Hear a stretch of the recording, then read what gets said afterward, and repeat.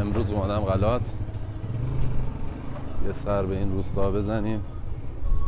اینجا رو هم بهتون نشون بدم، یکی از جایی که اگه اومدید شیراز حتما بیاید ببینید.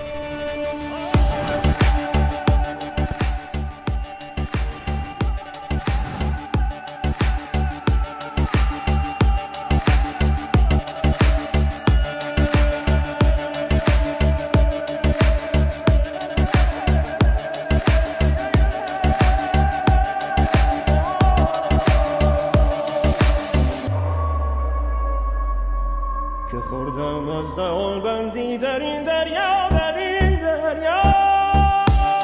یه چیز جالب دیگه که در مورد اینجا فهمیدم، دیگه از یکی از اهالی روستا پرسیدم، این خونه های 3 طبقه قدیمی با سنگ و ساروج ساخته شدن.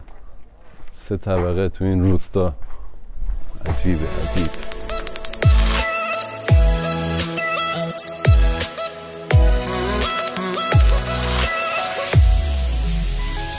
این هم یکی کلیسای قدیمی است که متاسفانه تخریب شده و هیچ نظارتی روش نیست.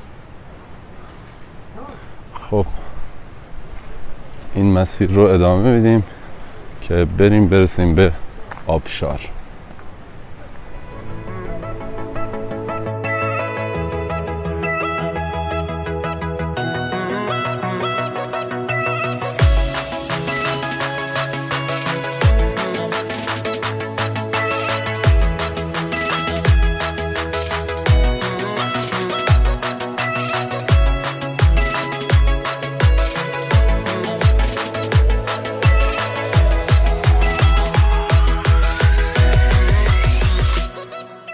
پاییز اینجا خیلی قشنگ میشه، هنوزم برگا مونده، برگ پاییز